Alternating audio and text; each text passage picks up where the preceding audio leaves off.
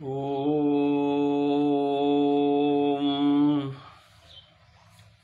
नमो नमस्ते खिलमन्त्रदेवता द्रव्याय सर्वकृतवे क्रियात्मने वैराग्यभक्त्यात्मजयानुभावितं ज्ञानाय विद्या गुरुवे नमो नमः। हस्ते क्षमाला हृदि कृष्णतत्त्वं जिह्वाग्रभागे वरराममन्त्रं यन्मस्तके केशवपादतीर्थं शिवं महाभागवतं नमामि।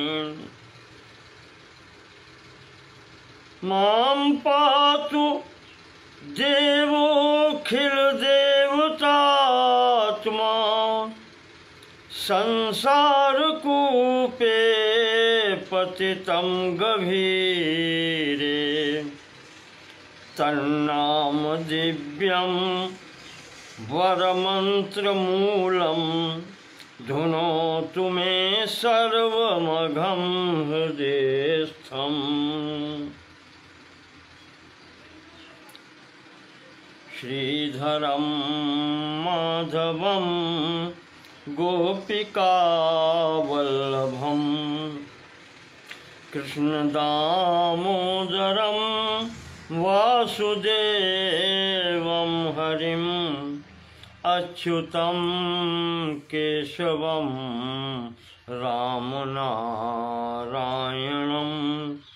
जानकीनायकं रामचन्द्रं भजे जानकीनायकं रामचन्द्रं भजे। ओम श्रीमद् अध्यात्म रामायण के तृतीय कांड अरण्य कांड में कल हमने आपको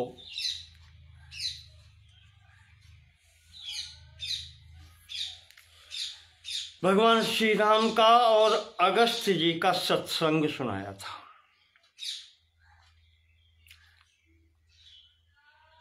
महाराज अगस्त्य जी के निर्देशानुसार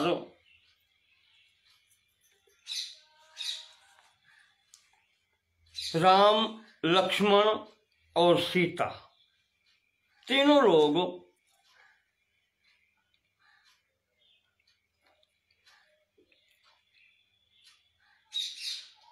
गौतमी नदी के तट पर पंचवटी आश्रम की ओर प्रस्थान करते हैं।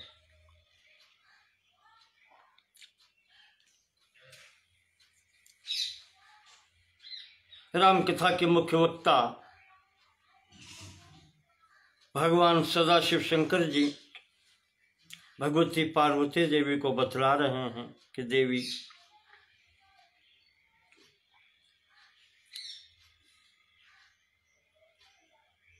अगस्त्य जी के द्वारा निर्देशित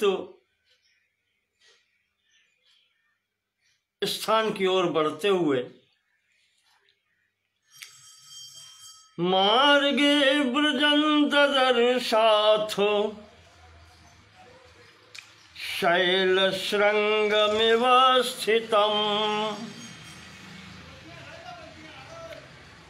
वृद्धं जटायुषं रामः किमेतदिति विस्मितः।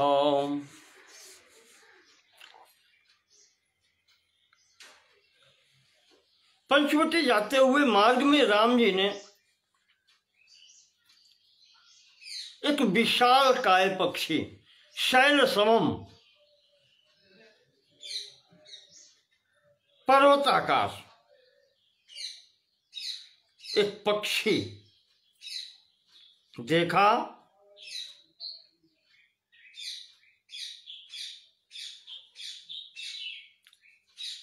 वृद्धम जटायुषम, वो पक्षीराज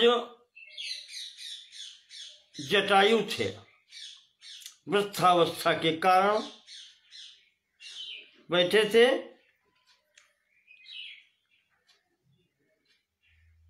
राम ने सोचा कि ये कौन है। विचार करते हैं कि वन में तो राक्षस आदि ही मिलते हैं, तो लक्ष्मण से कहते हैं धनुरानय सौमित्रे राक्षसोयम पुरः स्थितः। कहा धनुष लाओ मेरा, लक्ष्मण मेरा धनुष लाओ, ऐसा लगता है कि यह कोई राक्षस है समक्ष। जो इसे कहा तच्छ्रुत्वा राम वचनम गृध्राड भय पीड़िता। वो वृद्ध जटायु गृध्राज भयभीत होकर के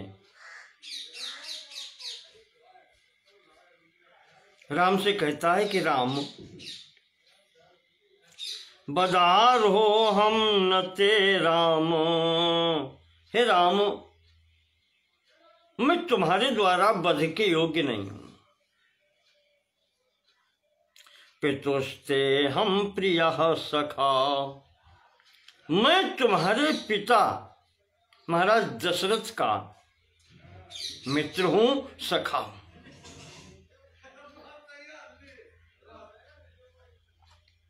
जटायुर्नाम भद्रम ते, राम तुम्हारा कल्याण हो।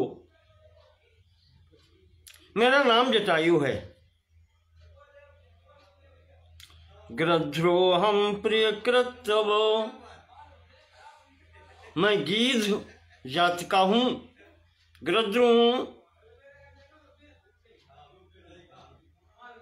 और तुम्हारा हितैषी हूं। तुम्हारे पिता का मैं मित्र हूं। पंचावट्याम हम वत्स्ये, मैं भी पंचवटी के पास में ही रहूंगा। तवैव प्रिय काम्यया, और तुम्हारे हित की कामना से रहूंगा।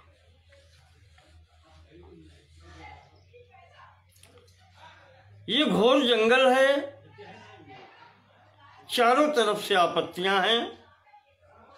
जब भी कभी कार्यवश तुम्हारा और लक्ष्मण का इधर उधर जाना आना होगा तो मैं यत्न पूर्वक जानकी की रक्षा करूंगा। एक वृद्ध पुरुष से और आशा भी क्या की जा सकती है। मैं कहीं जा नहीं सकता, पर इतना तो कर ही सकता हूं, घर पर तो रह ही सकता हूं। इस प्रकार से जब कहा तो राम जी संतुष्ट हुए, क्योंकि पिताजी के सखा हैं।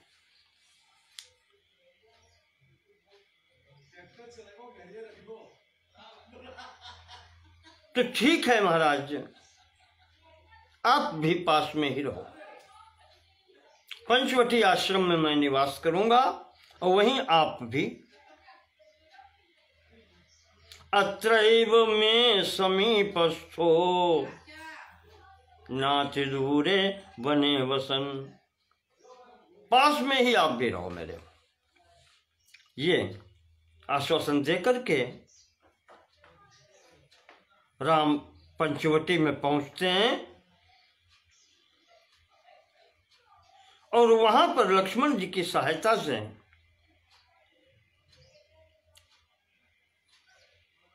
गोदावरी नदी के तट पर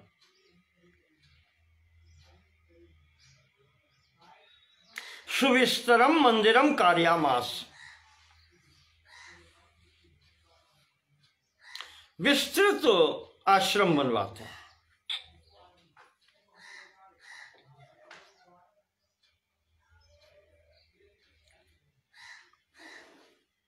तत्र ते न्यवसन सर्वे गंगाया उत्तरे तटे।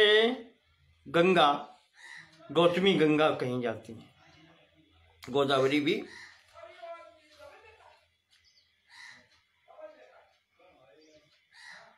तो उनके उत्तर तट पर यह आश्रम बनाया गया है, जहां पर कदम्ब पनसाम्रादि फल वृक्ष समाकुले। यहाँ पर कदम्ब के पेड़ हैं, पनस यानी कटहल, आम्र आदि, आम आदि के फलों के अच्छे अच्छे वृक्ष हैं यहाँ पर। विविक्ते जन संवाद वर्जिते नीरुज स्थले। नीरुज स्थले रोग रहित स्थान है। रोग रहित संसार में जहां पर आना जाना कम हो, वहां रोग कम होते हैं। फिर विविक्ते एकांत स्थल है, जन संवाद वर्जित है, लोगों को बहुत कम लोगों का आना जाना, यानी भीड़ भाड़ नहीं होती है। तत्र सताम, वहां रहते हुए, विनोदयन जनकात्मजाम, जानकी जी को सुख देते हुए, लक्ष्मण को भी सुख देते हुए, लक्ष्मणेन विपश्चिता अध्यवास सुखम रामो देवलोक इवापरः। सुख पूर्वक वहां पर रहने लगे।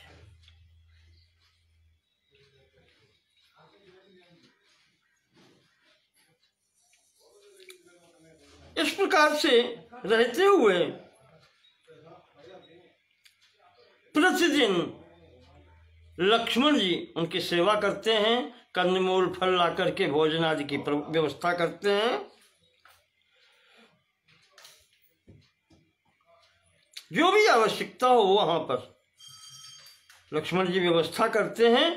और रात को धनुर्बाण धरो नित्यम रात्रौ जागर्ति सर्वता, और रात्रि को वहां पर जाग करके पहरा देते हैं, रक्षा करते हैं।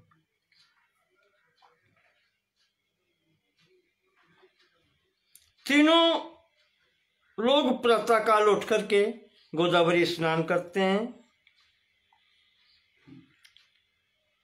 जहां कहीं भी आते जाते हैं तीनों, तो मध्यगा सीता, सीता को मध्य में रखते हैं, सुरक्षित।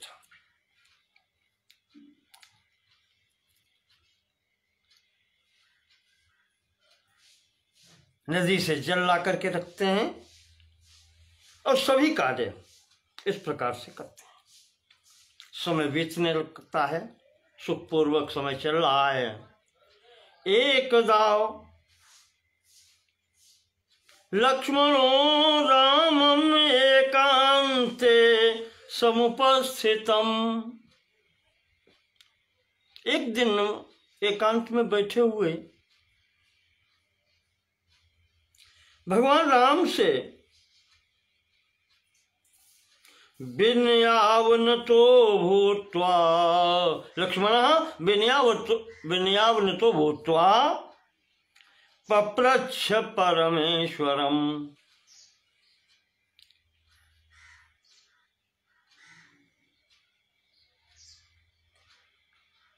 उन परमेश्वर से, भगवान श्री राम से श्रद्धा सहित कुछ पूछते हैं। भगवान श्रोतुमिच्छामि, भगवान मेरी कुछ सुनने की इच्छा है। मोक्षस्यैकान्तिकीं गतिम, मोक्ष के बारे में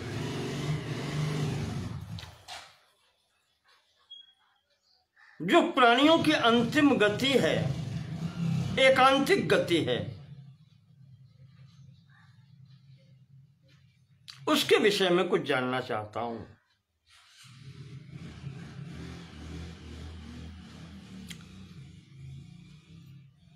ये प्रश्न करते हैं, ज्ञानम विज्ञान सहितम,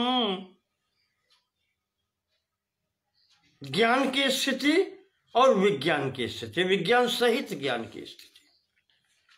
भक्ति वैराग्य बृंहितम, भक्ति वैराग्य सहित ज्ञान विज्ञान की स्थिति।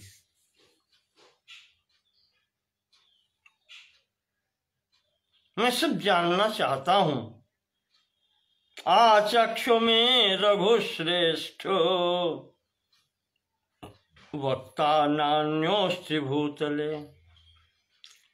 वो आप मुझे बतलाएं, आपके समान और श्रेष्ठ वक्ता मुझे कहां मिलेगा।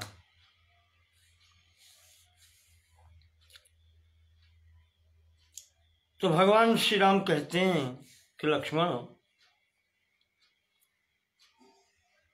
शृणु वक्ष्यामि ते वत्सो, हे वत्सो, भाई सुनो, गुह्याद गुह्यतरम परम, ये रहस्यपूर्ण बात है, गोपनीय से भी गोपनीय अधिक। ऐसे खुले मंच पर जैसे होता है, ये सब रहस्य की बातें बतलाने योग्य नहीं होती हैं। अधिकारी शिष्य को ही अधिकृत गुरु जब उपदेश करता है तो वो विद्या फलित होती है। हमारे आपके कहने सुनने से एक मानसिक संतुष्टि हो जाती है, पर वो प्रभाव तो नहीं होता है। फिर भी जैसा कि कहा गया है कि भगवान के लीला गुणों का चिंतन, उनके नाम का चिंतन अपना प्रभाव तो दिखलाता ही है।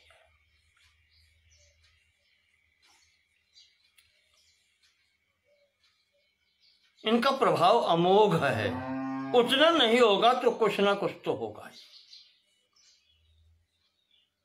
इसी आधार पर हम लोग इसका पठन पाठन, अनुशीलन, चिंतन करते हैं। चलिए, भगवान की वाणी है, उस पर विचार करते हैं। तो भगवान कहते हैं लक्ष्मण से कि लक्ष्मण,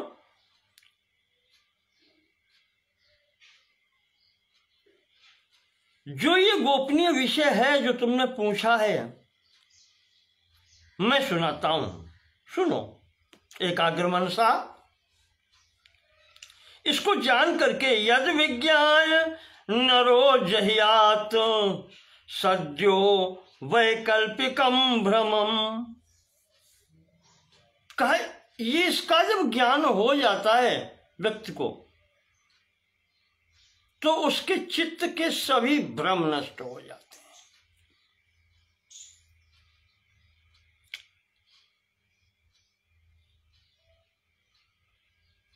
हैं। इस भ्रम को मिटाने का साधन ही तो है ये, जो हम भ्रम पाले बैठे हैं। एक एक करके सुने आप। आदौ, भगवान कहते हैं प्रारंभ में एक बात सुनो कि ये भ्रम क्या है।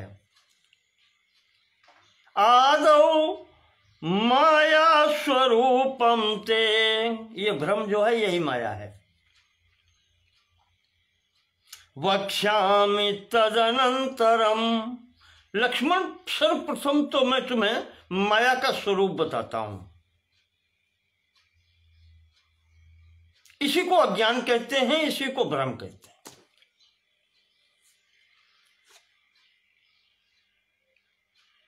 तदनंतरम, उसके बाद में ज्ञानस्य साधनम पश्चात, ज्ञान का साधन बतलाऊंगा कि ज्ञान कैसे प्राप्त होता है। और पश्चात ज्ञान विज्ञान संयुतम,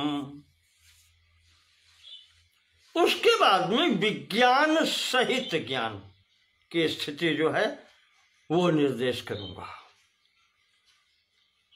तो भगवान ने विषय को 3 भागों में लिया। प्रथम माया क्या है,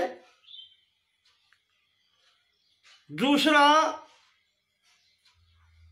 ज्ञान क्या है, ज्ञान का साधन क्या है। इस माया को जानने का या दूसरे पक्ष को जानने का साधन क्या है, और फिर उसके बाद में विज्ञान सहित ज्ञान, विशिष्ट ज्ञान क्या है। विज्ञान विशिष्ट ज्ञान क्या है।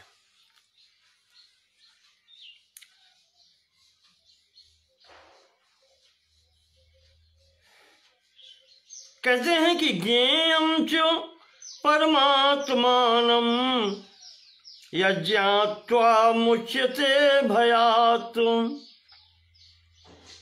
इसके अतिरिक्त जो चौथी बात है, ज्ञेय क्या है, वास्तविक में जानना क्या है। ज्ञेयं च परमात्मानं, उस परम आत्मा को जानना ही जानना है, वही ज्ञेय है, जानने योग्य वही है। यज्ञात्वा मुच्यते भयात्, जिसको जान लेने पर संपूर्ण भयों से व्यक्ति मुक्त हो जाता है, फिर कोई भय नहीं रहता।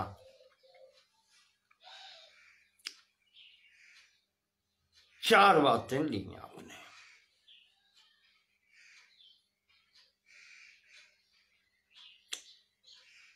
थोड़े ही महूँ सब कहूँ बुझाई। गोस्वामी जी लिखते हैं, भगवान ने कहा कि थोड़े ही महूँ सब कहूँ बुझाई, सुनहु तात मति मन चित लाई। ध्यान देकर के सुनो, एकाग्र चित्त होकर के सुनो। थोड़े शब्दों में तुम्हें बताता हूं। अधिक बड़ा संभाषण भी भ्रम का कारण बन जाता है, इसलिए सार बात थोड़े में समझो। राम जी कहते हैं कि लक्ष्मण, अनात्मनि शरीरादौ, अनात्मनि शरीरादौ आत्मबुद्धिस्तु या भवेत्। अनात्मनि, जो आत्मा नहीं है, आत्मा से इतर यानी जड़ वस्तु में कौन सी प्रथम नाम लिया है? शरीर आदौ, प्रथम आता है शरीर। अनात्मनि शरीरादौ आत्मबुद्धिस्तु या भवेत्। इसमें ही आत्मबुद्धि जो हो जाती है कि ये शरीर ही मैं हूं।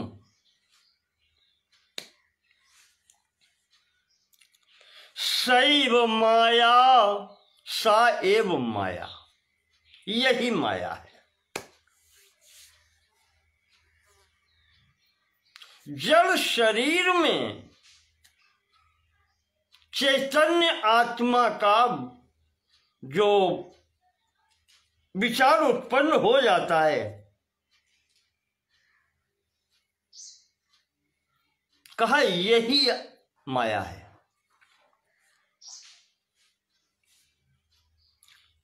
तथैव सैव माया तयैवासौ संसारः परिकल्प्यते। यही माया है जो इस जड़ शरीर में अहम बुद्धि हो जाती है कि मैं यही हूं, यही माया है। और कहते हैं कि तया एव, इस विचार से ही ये जो बुद्धि हो जाती है, इसके कारण ही संसार परिकल्पिते, संसार की रचना हो जाती है, संसार की परिकल्पना हो जाती है। वस्तुतः संसार कुछ है नहीं, परिकल्पिते, संसार की कल्पना हो जाती है। इस माया के कहते हैं दो स्वरूप हैं, रूपे द्वे निश्चिते पूर्वम मायाया कुलनंदन। इस माया के दो स्वरूप हैं। कौन कौन से? विक्षेप आवरणे तत्र,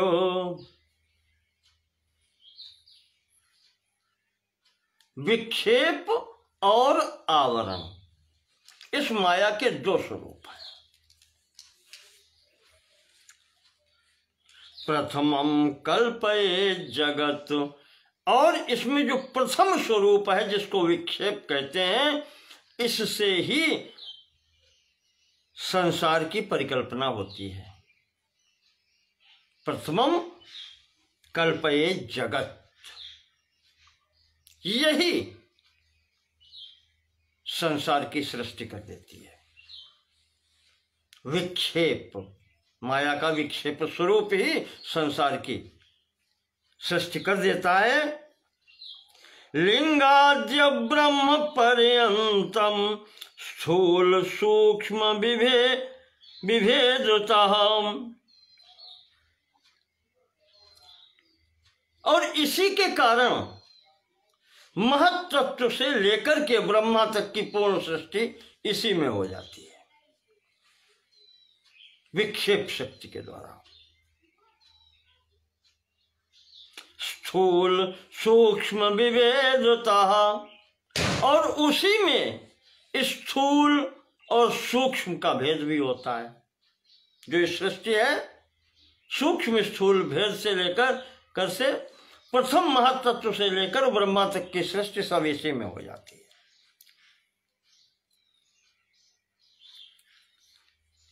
अपरम त्वाखिलम ज्ञान रूपमावृत्य तिष्ठति, और जो इसका दूसरा स्वरूप है जिसको आवरण शक्ति कहते हैं, इसके कारण क्या होता है?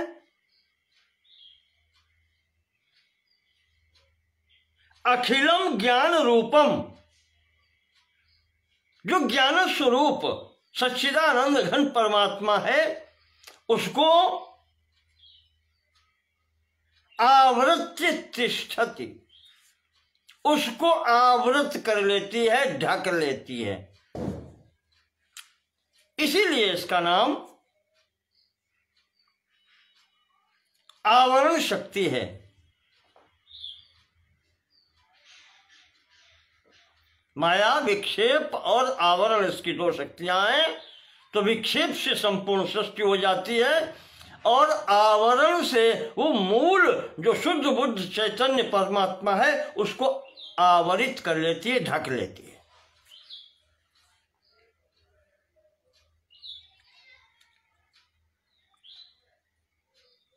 तो जब वो आवरण शक्ति से मूल तत्व को ढक लेती है, और विक्षेप शक्ति उसी में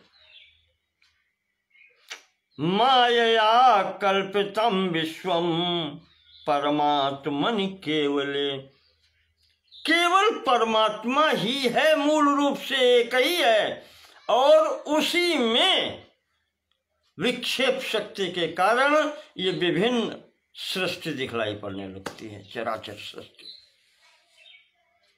माया कल्पितम विश्वम, उस विक्षेप, माया की विक्षेप शक्ति द्वारा ये संपूर्ण सृष्टि कल्पित हो जाती है उसी में। रज्जौ भुजंगवद भ्रांत्या, ये वही है जैसे रस्सी में सर्प की कल्पना हो जाती है। मूल वो रस्सी न दिखलाई पड़ना ये आवरण है, माया द्वारा आवृत हो जाता है, रस्सी नहीं दिखलाई पड़ती, उसमें सर्प की परिकल्पना हो जाती है, सर्प दिखलाई पड़ने लगता है, ये विक्षेप शक्ति है। बिल्कुल ठीक उसी प्रकार से रज्जौ भुजंगवद भ्रांत्या विचारे नास्ति किंचन श्रूयते दृश्यते यद यद स्मर्यते वा नरै सदा। रस्सी में सर्प की भांति उस परमात्मा में ही इस संपूर्ण सृष्टि प्रपंच दिखलाई देने लगता है, सुनाई देने लगता है, स्मरण आने लगता है, ये सब उसी में होने लगता है। असदेव हि तत्सर्वं यथा स्वप्न मनोरथौ, तत्सर्वम असत। तत् क्या, जो भी यहां पर श्रूयते दृश्यते स्मर्यते, ये सब असत है, इसका अस्तित्व नहीं है। यथा स्वप्न मनोरथौ, जैसे कि स्वप्न में दिखाई पड़ने वाली वस्तु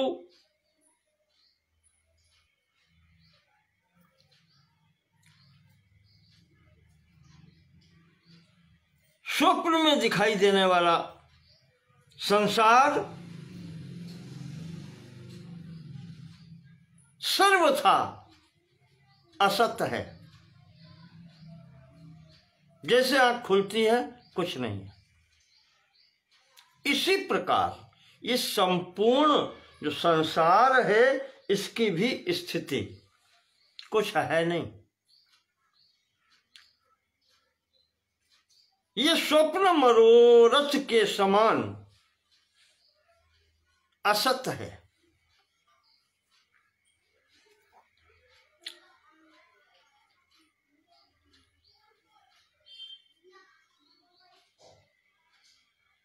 थोड़े में सब कहाँ बुझाएं, अंदर घुसने से फिर लंबा हो जाएगा। यहीं से समझ लें, जैसे स्वप्न में मनोरथ जो होते हैं, जो कुछ भी स्वप्न आप देखते हैं वो सब असत्य है। वो जो तंद्रा है, सोना और जागने के बीच की अवस्था है।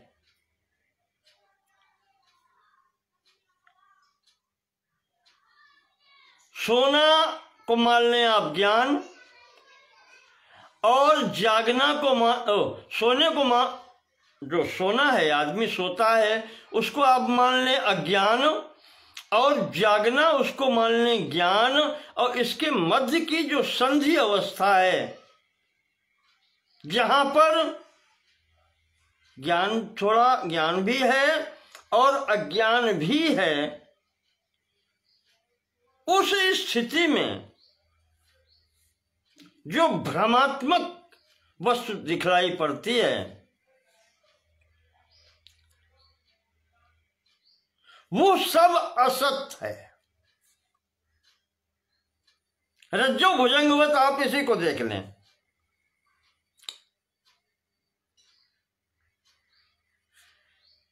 सर्प भी मनुष्य का देखा हुआ है और रस्सी भी मनुष्य की देखी हुई है।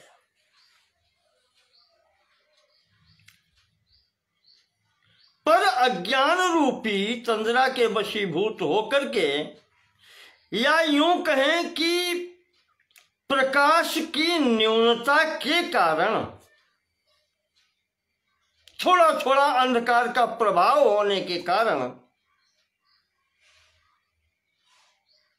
वो माया कार्य करती है, भ्रम उत्पन्न कर देती है कि यह रस्सी है या सांप है।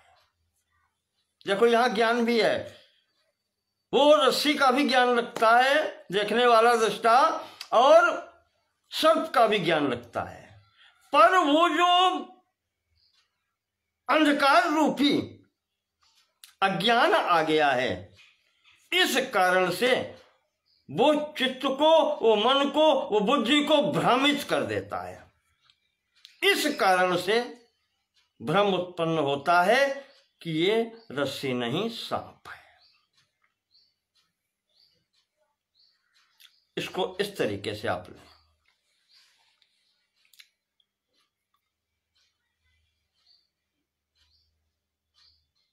तो ये स्थिति भ्रम की है। और भगवान कहते हैं, राम जी कहते हैं, लक्ष्मण देह एव ही संसार वृक्ष मूलम दृढ़ स्मृतम। और जब व्यक्ति इस शरीर को मैं समझ लेता है, आत्मबुद्धि, अनात्मन शरीर आदौ आत्मबुद्धि या भवेत, जो इसमें जब आत्मबुद्धि हो जाती है शरीर में, तो यह शरीर ही संपूर्ण संसार की जड़ है। यहां से ही संसार प्रारंभ होता है।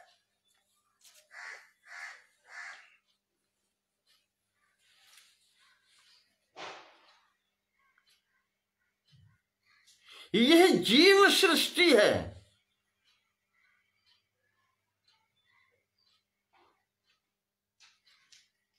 ईश्वर तो न कुछ करता है न कहीं जाता है।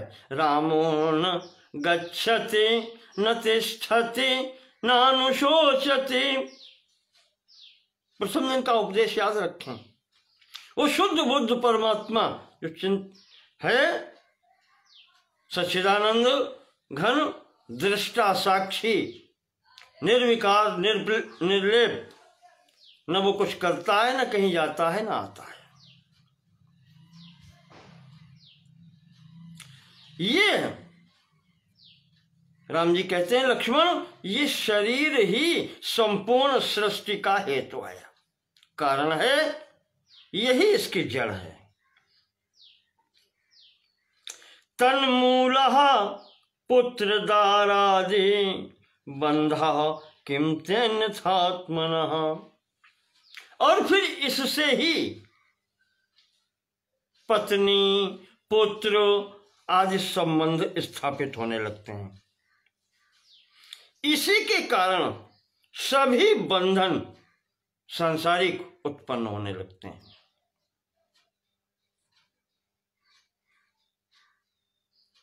किम ते अन्यथात्मनः। अगर ऐसा न होता तो आत्मा का फिर इस संसार से क्या लेना देना।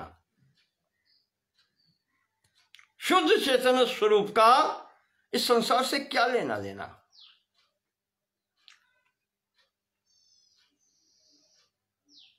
कोई फिर लेना देना नहीं है। वो संबंध इससे बनाता है कि ये मैं हूं, और बस यहीं से जड़ चेतन ही ग्रंथि परि गई, जदपि मृषा छूटति कठिनई। यही ग्रंथि है जो ऐसी गांठ लगाती है जड़ और चेतन में कि वो जड़ ही ये समझने, वो चेतन तत्व है, वो ये समझने लगता है कि यही मैं हूं।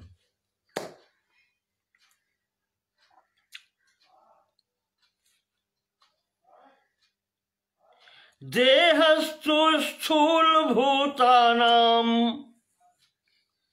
पंच तन्मात्र पंचकम। देह की स्थिति क्या है सुनो, वो बता रहे हैं। अहंकारश्च बुद्धिश्च इंद्रियाणि तथा दश, चिदाभास मनश्चैव मूल प्रकृतिरेव च, एतत् क्षेत्र मिति ज्ञेयम देह इत्यभिधीयते। देह क्या है?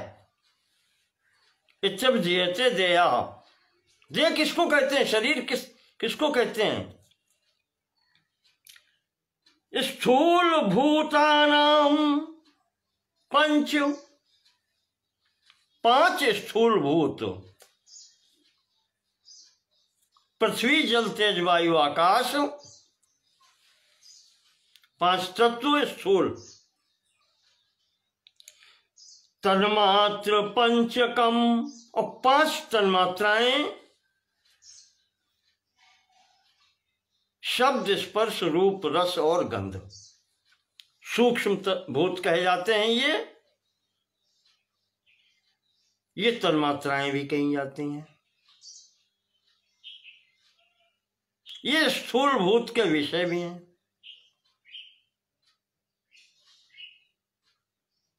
स्थूल भूत के मूल हैं, विषय नहीं, मूल हैं। इनसे ही स्थूलता होती है, तब पृथ्वी जल तेज वायु आकाश प्राप्त होते हैं। और कहते हैं अहंकार बुद्धि इंद्रियाणि तथा दशो। अहंकार, बुद्धि, 10 इंद्रियां, यानी 5 कर्मेंद्री, 5 ज्ञानेन्द्री। चिदाभासो मनश्चैव, मन मूल प्रकृति रेव च, और मूल प्रकृति के ही ये सब भाग होते चले आते हैं। चिदाभासा, चित आभासा, चेतन तत्व का आभास। प्रथम आपको बता चुके हैं। जैसे दर्पण में अपना स्वरूप हम देखते हैं, वो आभास है। दर्पण में हम स्वयं नहीं है, प्रतिबिंब है, वही आभास है, जिसको आप पकड़ नहीं सकते, ग्रहण नहीं कर सकते। आभासित हो रहा है।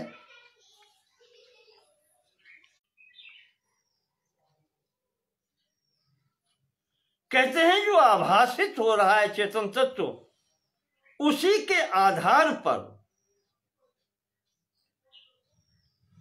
एक सीमांकन हो जाता है कि वो ये समझ लेता है कि मैं इतना ही हूं, इसमें ही हूं, इस शरीर में ही हूं। यह एक सीमांकन हो जाता है आभास होने के कारण कि मैं इतना हूं, मैं छोटा हूं, मैं जीव हूं।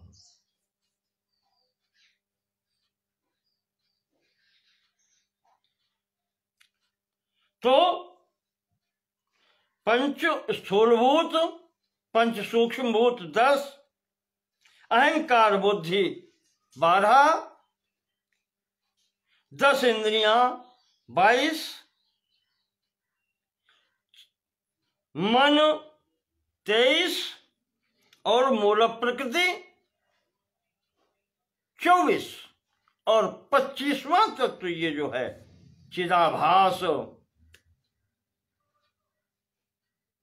इस प्रकार से मिलकर के ये शरीर बनता है।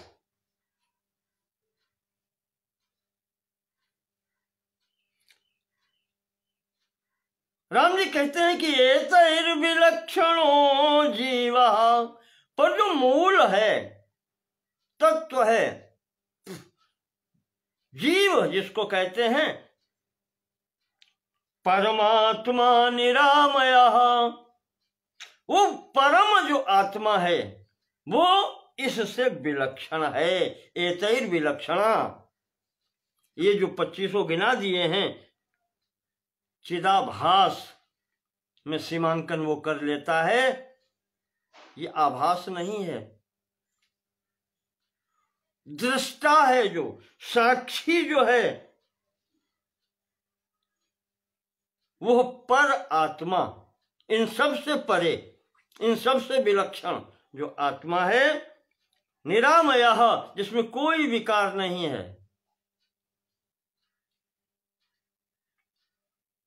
वो सबसे अलग है। तस्से, यहां अब माया से उस दृष्टा को, या जिसे आत्मा कहते हैं, उसे अलग किया है।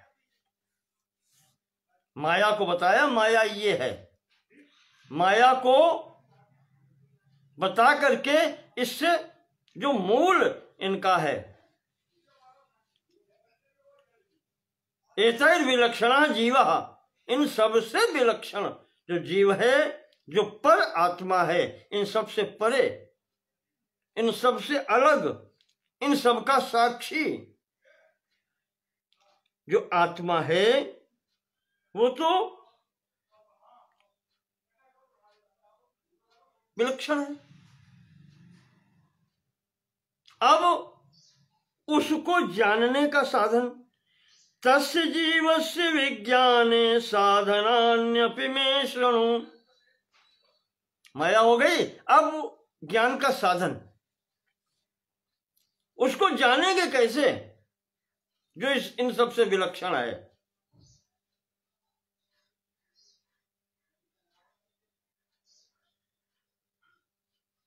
वो साधन बतलाते हैं, जीवश्च परमात्मा च पर्यायो नात्र भेदधि। और का लक्ष्मण, ये जो आत्मा आपको कहते हैं, जिसको जीव स्वरूप कहा जाता है, इस शरीर में आने के बाद में, इसमें और परमात्मा में च पर्यायः, एक दूसरे के पर्यायवाची हैं। न अत्र भेद धी, इसमें भेद करने की आवश्यकता नहीं है, कोई भेद है ही नहीं, दोनों एक ही हैं। पर्यायवाची शब्द में क्या होता है, शब्दों का हेर फेर होता है इधर उधर, वस्तु तो एक ही होती है। वही कह रहे हैं कि वस्तु दोनों एक ही है, शब्द प्रकट करने के लिए कहीं जीव कहीं परमात्मा, दोनों एक ही है। कैसे प्राप्त कैसे हो, इनका ज्ञान कैसे हो, उसके लिए साधन बताते हैं। माना भावस्तथा दंभ हिंसादि परिवर्जनम, अगर इसका ज्ञान प्राप्त करना है तो ये गुण उस साधक में होने चाहिए। माना भाव, अभिमान का अभाव हो, अभिमान तो छू करके भी नहीं निकलना चाहिए। दंभ, हिंसा, इनसे सर्वथा दूर रहे। पराक्षेपादि सहनम, दूसरा क्या कहता है इसकी कभी परवाह न करे, दूसरे के आक्षेपों को सहन करे, पलट के जवाब भी नहीं देना है, सहन करना है, तितिक्षा जिसको कहते हैं। सर्वत्र वक्रता तथा, अवक्रता सर्वत्र, किसी का भी विरोध नहीं करना, सरल भाव रखना सबके प्रति, सब स्थान पर। मनोवाक्काय सद्भक्त्या सद्गुरोः परिसेवनम, मन, वाणी और शरीर से भक्ति पूर्वक गुरु की सेवा करना। ज्ञान तभी मिलता है।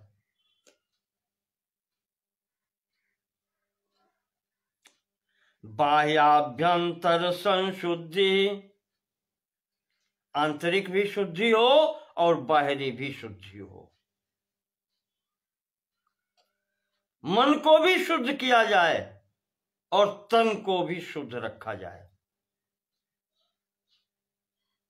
स्थिरता सत्क्रियादिषु, और जो अच्छे कार्य हैं उनको ही किया जाए।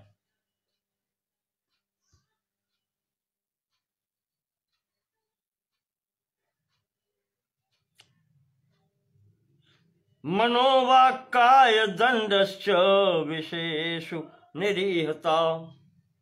विशेषु निरीहता, जितने भी सांसारिक विषय हैं उनकी तरफ ध्यान नहीं दिया जाए, उनकी कामना न की जाए। मनोवाक्काय दंडस्य, दंड दे करके मन और इंद्रियों और शरीर को उनसे अलग रखा जाए। इंद्रियों का दमन किया जाए और मन का निग्रह किया जाए, जिससे उन विषयों की तरफ ये न भागे। निरहंकारता, अहंकार रहित होना चाहिए व्यक्ति। अहंकार सबसे अंत में जाने वाली वस्तु है, ध्यान रखिएगा।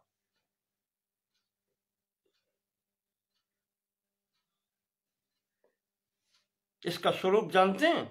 आप गंभीर निद्रा में सो रहे हो और कोई आपका नाम लेकर के पुकारे जोर से, तो ये अंदर से एकदम जो आता है अपने अस्तित्व का प्रदर्शन करने वाला, कि मैं हूं, एकदम जो करता है, ये अहंकार है कि मैं हूं। बहुत कठिन होता है छूटने में, सबसे अंत में स्थिति इसकी होती है। तो निरहंग, फिर भी अभिमान से ही इसको भी जोड़ना है, मान अभिमान से दूर हो जाए व्यक्ति। निरहंकारता, निरहंकारता हो यानी कम से कम इतना तो छोड़ दे कि जो ये कह देता है व्यक्ति कि तुम मुझे जानते नहीं हो, मैं कौन हूं, ये तो छूट ही जाना चाहिए। मैं कौन हूं, ये धमकी देना दूसरे को, ये तो छूट ही जाना चाहिए। जन्म जरा जालोचनम तथा, जन्म को देख करके, जरा बुढ़ापा को देख करके इन पर चिंतन करना चाहिए कि ये किसके लिए हैं, किसको आते हैं, किसके लिए हैं। असक्ति ही स्नेह शून्यत्वम, असक्ति ही, संग रहित होना चाहिए।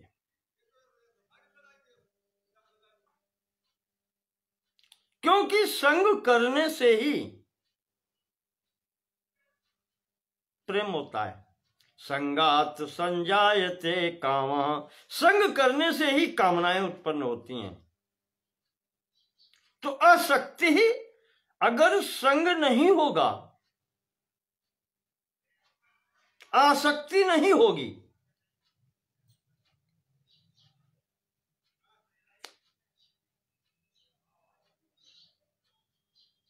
तो स्नेह शून्यत्वम, तो स्नेह की भी शून्यता हो जाएगी। फिर हर जगह पर ये बंधन नहीं होंगे, स्नेह ही बांधने वाला है।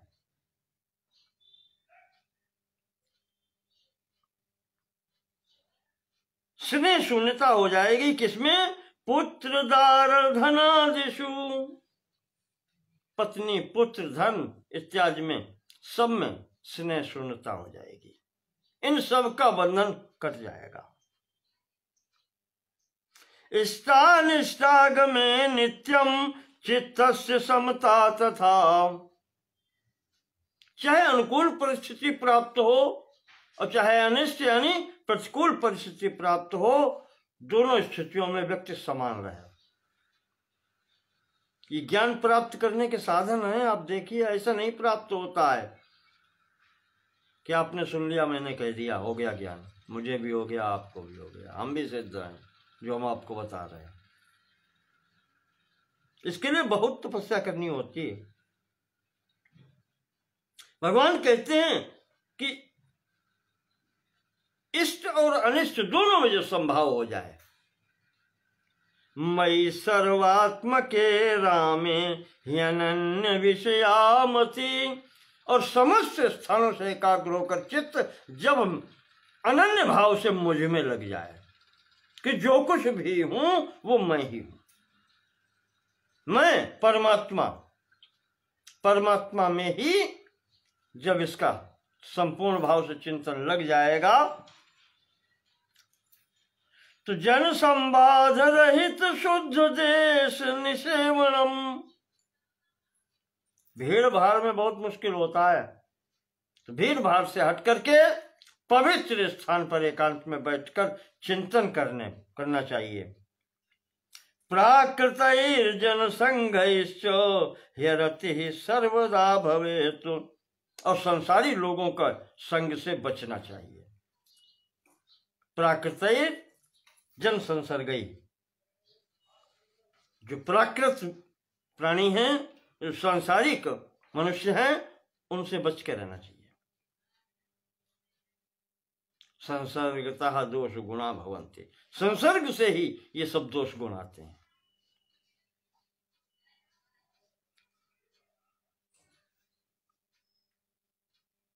इस प्रकार से जो व्यक्ति रहेगा तो हे रति ही सर्वदा भवे, तो उसे फिर अरति यानी वैराग्य हो ही जाएगा।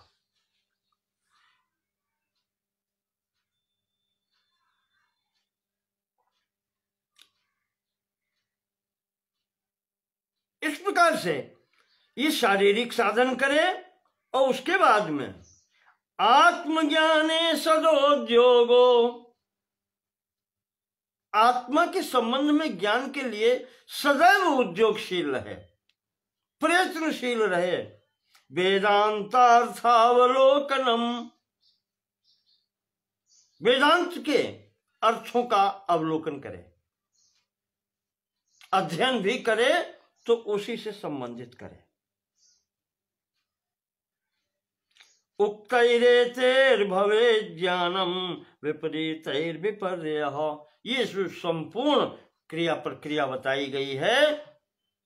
इस मार्ग पर जो चलता है उसे ज्ञान होता है, और विपरीतैर विपर्ययः, अगर इससे विपरीत मार्ग पर चलेगा तो विपर्यय, फिर सिवाय संसार में गिरने के अलावा और कुछ हो नहीं सकता। तिवारी जी का स्वागत है, अरविंद जी का। तो इस प्रकार से राम जी बता रहे हैं लक्ष्मण को कि ज्ञान प्राप्त करने का साधन क्या है। ये साधना जब होती है तब ज्ञान प्राप्त होता है, देशिक के माध्यम से, गुरु के माध्यम से। और जब ये ऐसा हो जाता है, बुद्धि प्राण मनो देहांकृतिभ्यो विलक्षण चिदात्मा हम नित्य शुद्धो बुद्ध एवेति निश्चयम् येन ज्ञानेन संवित्ते तज्ज्ञानम् निश्चितं च मे विज्ञानम् च तदैवेतत् साक्षात् अनुभवेद् यदा।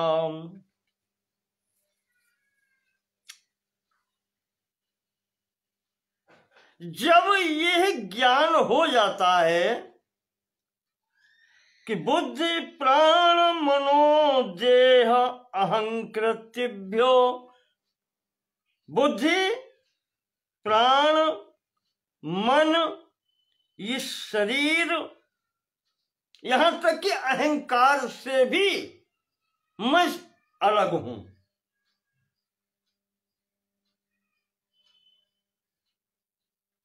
बहुत थोड़े में समझने की बात है।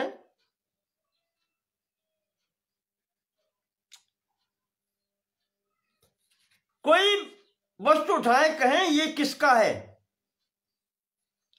ये वस्तु किसकी है, मेरी है। जब ये वस्तु मेरी है तो वस्तु अलग है, मैं अलग हूं, तभी तो ये मेरी है।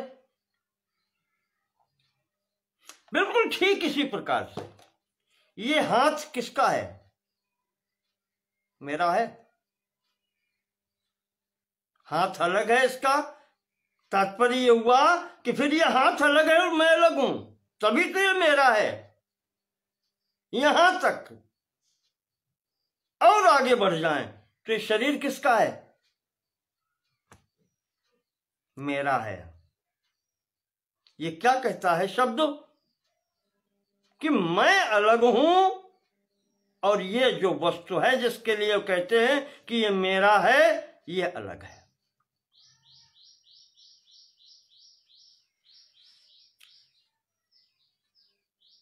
ये सिद्ध करता है कि ये शरीर मेरा है, ये सिद्ध करता है कि मैं इससे अलग हूं।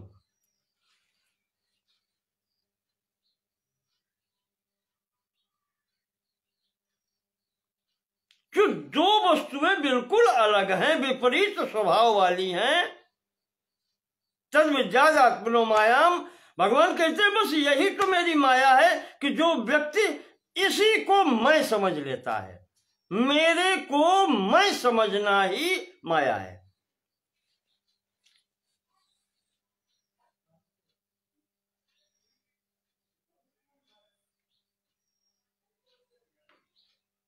दृश्य को दृष्टा समझ लेना ही माया है।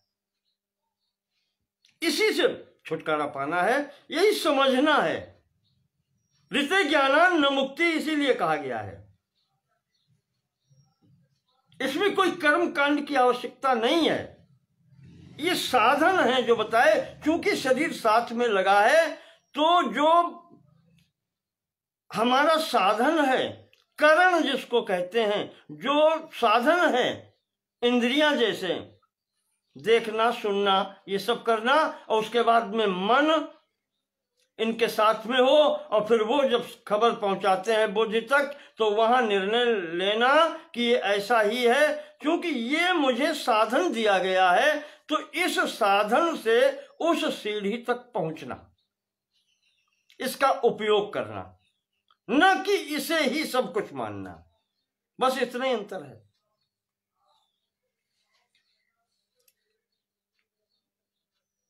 जब मैं और मेरे में अंतर समझ में आ जाएगा, तो ये लगने लगेगा कि हाँ, एक कदम हम आगे बढ़ गए। तो येन ज्ञानेन संवित्ते तज्ज्ञानम निश्चितम च मे। जब ये ज्ञान हो जाएगा कि ये अलग है और मैं अलग हूं, यह ज्ञान कहा जाता है। ये ज्ञान का प्रभाव है। माया बतला दी, ज्ञान का साधन बतलाया, उसके बाद में ज्ञान का स्वरूप बतलाया कि ज्ञान ये है, आत्मन और अनात्मन में भेद, अचैतन्य और सचैतन्य में भेद, मैं और मेरा में भेद, ये ज्ञान। और इसके अनंतर विज्ञान क्या है? यहां तक तो कहने सुनने की बातें, चिंतन की बातें नहीं, ज्ञान तक, ज्ञान मार्ग और ज्ञान। ज्ञान क्या है? भगवान कहते हैं विज्ञानम च तदैवैतत् साक्षाद अनुभवेद् यदा। जिस दिन यह अनुभव में आ जाए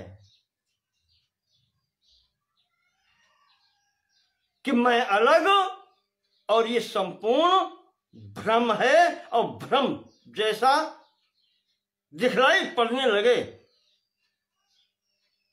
कि यह सर्प नहीं है, रस्सी ही है,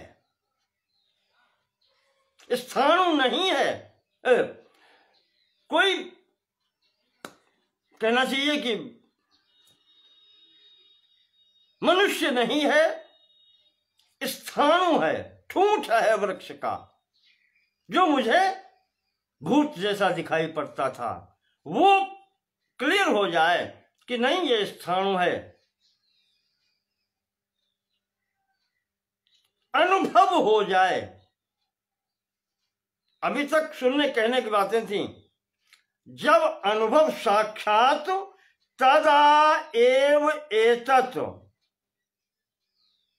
विज्ञानम च तदा, विज्ञान उसे तब कहते हैं जब ये साक्षात अनुभवेत यदा, ये संपूर्ण वस्तु अनुभव में आ जाती है कि यह परमात्मा ही है, इसमें ही ये कल्पना मात्र है। ये जब स्पष्ट हो जाता है अनुभव में, उसे विज्ञान कहते हैं। विशिष्टः ज्ञानः, विशिष्ट ज्ञान ये है।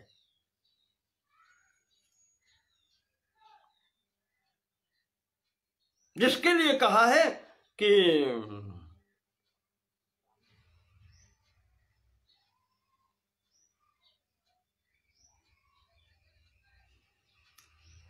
वही तुम लोग पढ़ो समझो करो जैसी स्थिति है।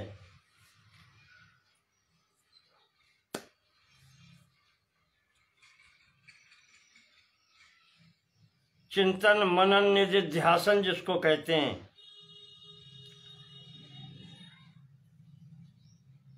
तो जब वो स्थिति बन जाए, जब अनुभव में ये आ जाए कि मूल वस्तु ये है, तब उसको विज्ञान कहते हैं। और वो जिसको प्राप्त हो जाता है तो उसकी स्थिति क्या होती है? आत्मा सर्वत्र पूर्ण स्यात्। संपूर्ण सृष्टि में चराचर स्थिति में वही आत्मा तो सर्वव्यापी है, वही है। व्यापी क्या? व्यापी के लिए भी दूसरे की कल्पना करनी पड़ेगी, जब दूसरा कुछ है ही नहीं। आत्मा सर्वत्र पूर्ण स्यात् चिदानंदात्मको व्ययः। वही चैतन्य स्वरूप है, आनंद स्वरूप है, अव्यय है, जिसमें कोई भी कहीं से कमी नहीं है।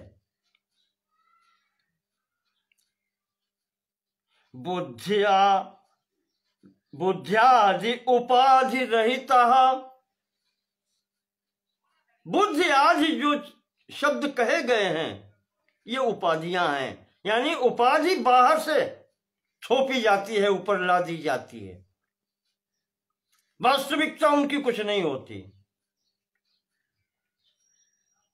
एक प्रमाण पत्र का टुकड़ा पकड़ा देते हैं, ये उपाधि है पीएचडी, ये उपाधि है एलएलबी। क्या प्रभाव होता है? वो बुद्धि खराब कर देता है कि मैं अमुक विषय का प्रकांड हूं, मैं वकील हूं, मैं डॉक्टर हूं। वही कागजी तो है जिसकी अगर फाड़ के फेंक दें तो उसकी कोई स्थिति नहीं है। उपाधि का उपसमीपे आदित्य स्वगुणान अन्यस्मिन, जो पास में आ जाए और अपने दोष संपूर्ण पास वाले के ऊपर आरोपित कर दे, वो उपाधि है। बुद्धि खराब कर दे। आधि का मतलब वैसे भी होता है मन का रोग। तो वो खराब कर देना, विकार कर देने वाली वो उपाधि होती है। तो कहते हैं ये बुद्धि है, ये अहंकार है, ये जो कुछ भी जितना कहा गया है सृष्टि प्रपंच, ये सब उपाधियां उसी के ऊपर आरोपित की गई हैं। वास्तविकता इनकी कुछ है नहीं। बुद्ध्यादि उपाधि रहिता। बुद्धि आदि जितने भी है, अहंकार बुद्धि और ये सब मन बुद्धि चित्त अहंकार, ये सब मिलाकर के जो भी इनमें कहा गया है, ये सब उपाधियां हैं, इन सब से रहित है।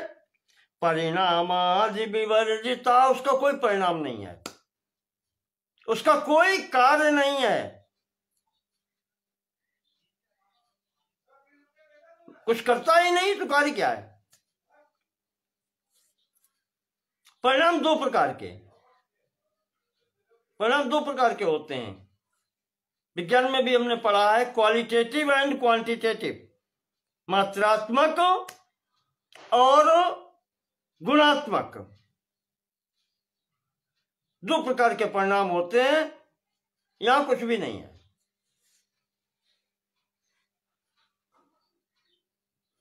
इसकी भाषा में कह लें तो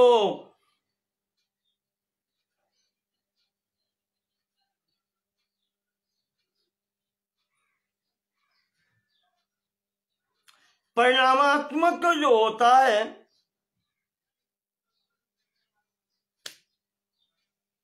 सांख्य दर्शन के अनुसार प्रकृतिर महान, प्रकृति से उससे विलक्षण महातत्व की उत्पत्ति हो जाती है।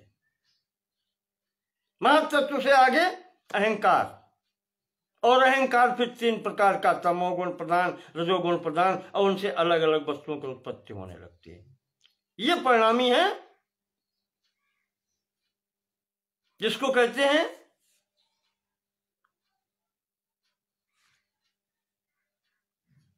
और दूसरा है जो वेदांत दर्शन के अनुसार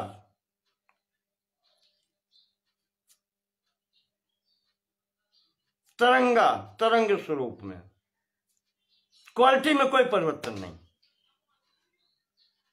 और दोनों भ्रम है। यद्यपि मृषात्यं काल में भ्रम न सकई को टार, ये भ्रम ही चलना मुश्किल होता है तीनों काल में। ये दोनों स्थितियां ये भ्रम है। तो जब ये सब अलग हो जाता है तो स्वप्रकाशेन देहादीन भाषयन् पावृता, तो वो अपने प्रकाश से, अपने ज्ञान से इस शरीर को हमसे दूर दिखा देता है, और अपावृता अनपावृता, आवरण रहित होकर के स्वतः अपना स्वरूप भी अनुभव में आ जाता है कि मैं ये हूं, और ये शरीर ये मैं नहीं हूं। सुप्रकाशेन सुज्ञानेन, जब ज्ञान हो जाता है, विज्ञान हो जाता है, जब उसे पता चल जाता है कि मैं कौन हूं, तो वो दृष्टा रूप में अलग हो जाता है, और बाकी जितना भी दृश्य प्रपंच है ये सब असत्य सिद्ध हो जाता है।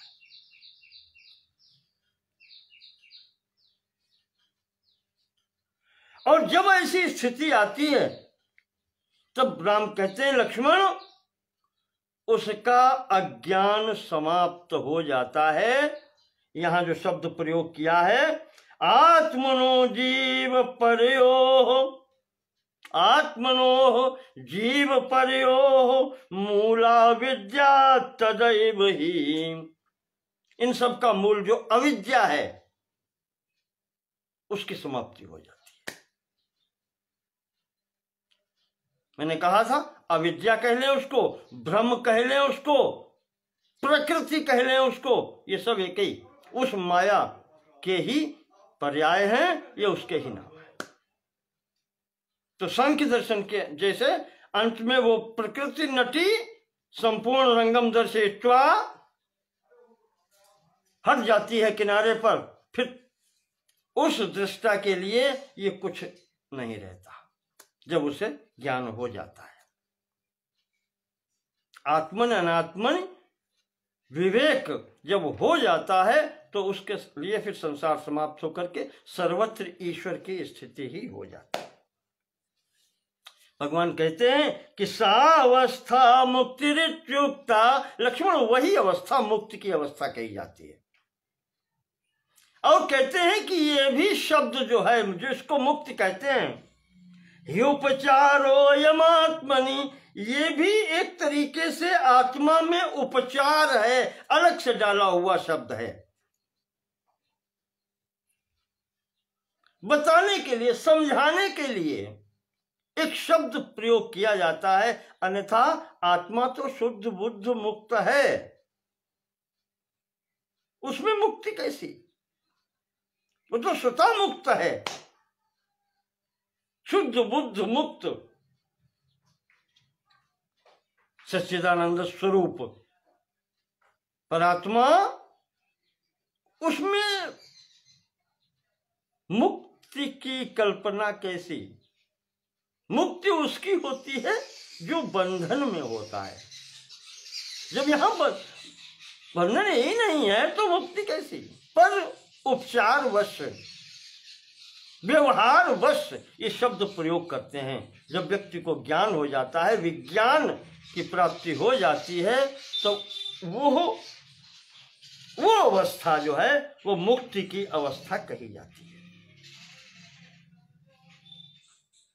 इदम मोक्ष स्वरूपम ते कथितम रघुनंदन, यही मोक्ष का स्वरूप है लक्ष्मण, और इससे इतर और कुछ नहीं है। लक्ष्मण, इसे प्राप्त करने का एक साधन और है, उसकी भी आवश्यकता होती है। व्यक्ति जितना अधिक ज्ञानी विज्ञानी होता है, कहते हैं लक्ष्मण, वही फंसता है। कम पढ़ा लिखा आदमी फंसता नहीं है जल्दी। ज्ञान विज्ञान वैराग्य सहितम में परमात्मनः, वैरागी भी है, ज्ञान विज्ञान सहित भी है, पर अगर उसमें मुझसे प्रेम नहीं है, मैं परात्मनः किंतु एतद् दुर्लभम मन्ये मद भक्ति विमुखात्मनाम, अगर व्यक्ति मेरी भक्ति से विमुख है, मुझसे प्रेम नहीं है। भक्ति क्या है? नारद जी ने कहा है ना, सातु परम प्रेम रूपा अथा तो भक्तिम व्याख्यास्यामः। नारद भक्ति सूत्र में प्रथम और दूसरे में कहते हैं सातु परम प्रेम रूपा, प्रेम की चरम अवस्था का नाम ही भक्ति है।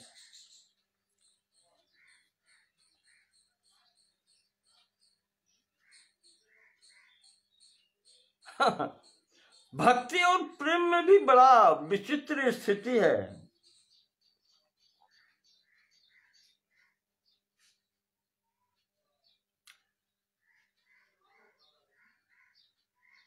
प्रेम का मार्ग ऐसा है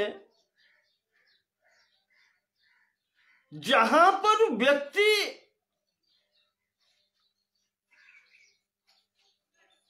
दूसरे को घुसने नहीं देता। प्रेमी और प्रेमास्पद दो हैं। कोई भी प्रेमी ये नहीं चाहता कि मेरे प्रेमास्पद के पास में कोई दूसरा प्रेमी भी पहुंचे। ठीक है, पर जब सातु परम प्रेम रूपा, वो चरम उत्कर्ष की अवस्था जब होती है प्रेम की, तो वहां पर जब ये स्थिति होती है कि मैं पहुंच गया और भी लोग पहुंचे वहां पर, वो चरम अवस्था जब दूसरे से ईर्ष्या नहीं होती, सब समाप्त हो जाता है। निज प्रभु मैं देखें जगत कहिसन करें विरोध, तो वो स्थिति जब होती है तब वो भक्ति कहलाती है, इससे पहले नहीं। जैसे वो कहते हैं प्रेम गलियत सांकरी जामे द्वे न समाए, वहां दूसरा घुसने की गुंजाइश नहीं है। पर ये भक्ति का मार्ग है, यहां चाहे जितने आ जाएं,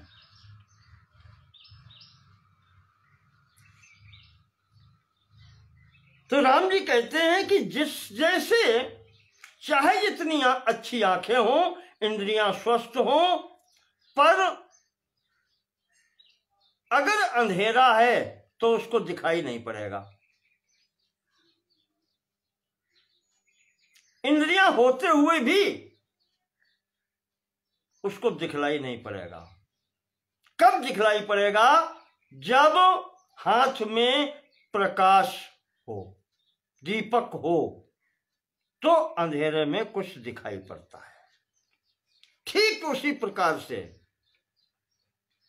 ज्ञान विज्ञान सब कुछ होते हुए भी यदि हाथ में भक्ति रूपी प्रकाश का दीपक नहीं है तब भी मार्ग नहीं मिलता है।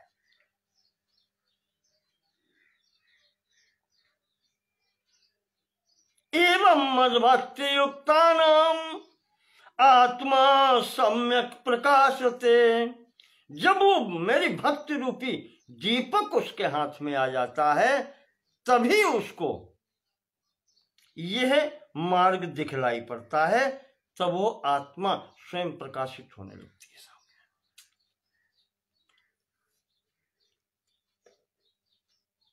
मद भक्त संगो मद सेवा। और भक्ति प्राप्त करने के लिए प्रथम भगति संतन कर संगाओ, दूजे रति मम कथा प्रसंगाओ। ये जब मार्ग अनुकरण किया जाता है नवदा भक्ति का, स्मरणम कीर्तनम विष्णु, ये भी दो प्रकार से आया है।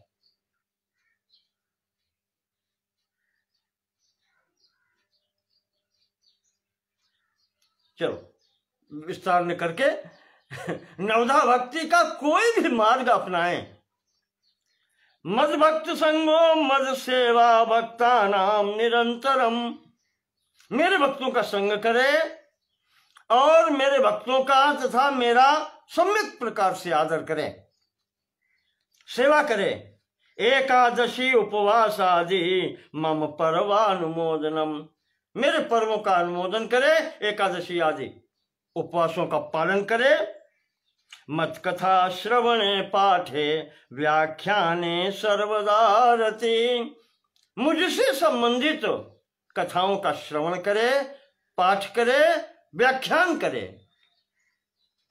इसमें ही सदैव उसका प्रेम हो, रति हो। मत पूजा परिनिष्ठा च मम नामानुकीर्तनम।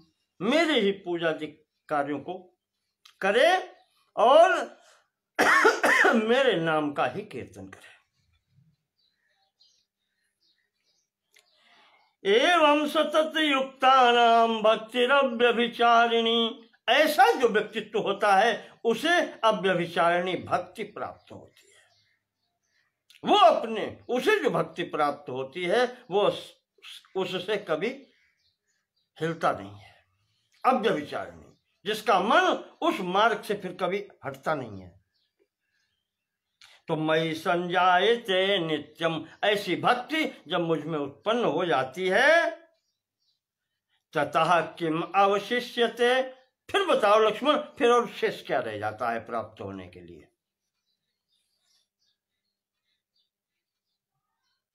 भक्ति जब प्राप्त हो गई तो फिर अब प्राप्त करने के लिए शेष क्या रह गया है? और जब वो भक्ति प्राप्त हो जाती है, मेरे समक्ष व्यक्ति भक्ति मेरे समक्ष कर देती है उसको। और जो व्यक्ति मेरे समक्ष आ जाता है, कहते हैं उसको फिर ज्ञान वैराग्य और सब कुछ प्राप्त हो जाता है। फिर उसको अन्य साधन करने की आवश्यकता नहीं रहती। अतो मद भक्ति युक्तस्य। इसलिए भक्ति पर ज्यादा जोर दे रहे हैं। कहते हैं कि जिसमें मेरी भक्ति उत्पन्न हो गई, ज्ञानम विज्ञानमेव च वैराग्यम च भवेत् शीघ्रम ततो मुक्तिमवाप्नुयात्। उसे फिर ज्ञान वैराग्य ये सब विज्ञान ये सब प्राप्त हो जाते हैं। उसकी मुक्ति में फिर कोई संदेह नहीं रह जाता।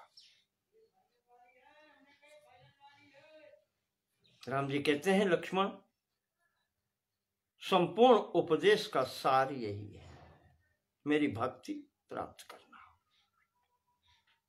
जो इस मार्ग पर चल देता है, सबसे सरल मार्ग यही है।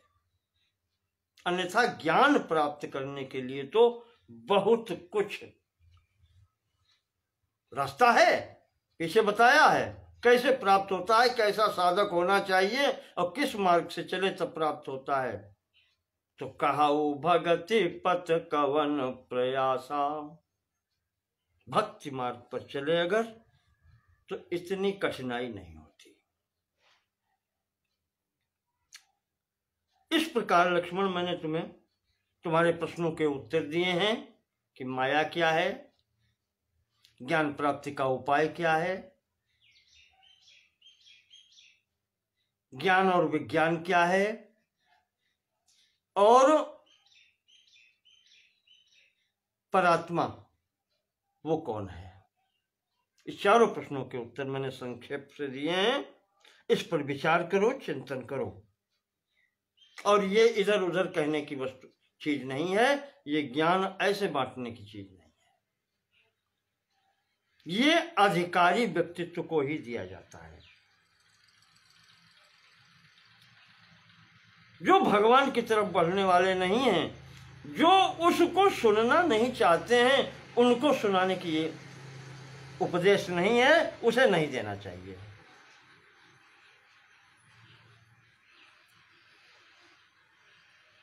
जो इस मार्ग पर चलना चाहता है, जो संत जनों का साथ करता है, जो हृदय में जिज्ञासा रखता है मुझे प्राप्त करने के लिए, मेरे संबंध में ज्ञान प्राप्त करने के लिए,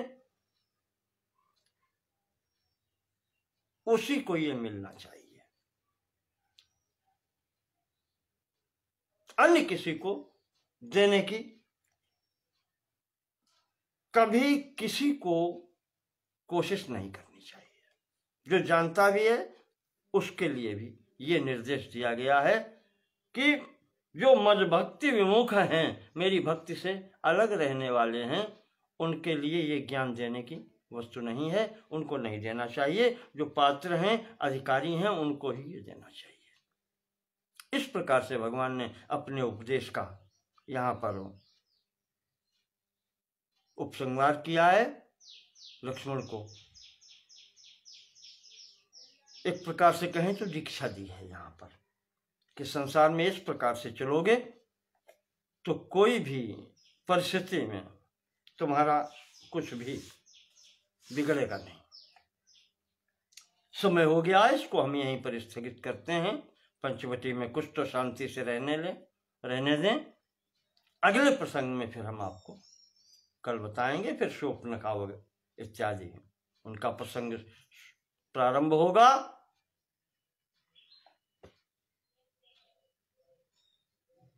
बोलिए भगवान श्री रामचंद्र की नमो नमः। आप सब लोग ने सुना, इसको मैं अपने का भाग्यशाली मानता हूँ। धन्यवाद।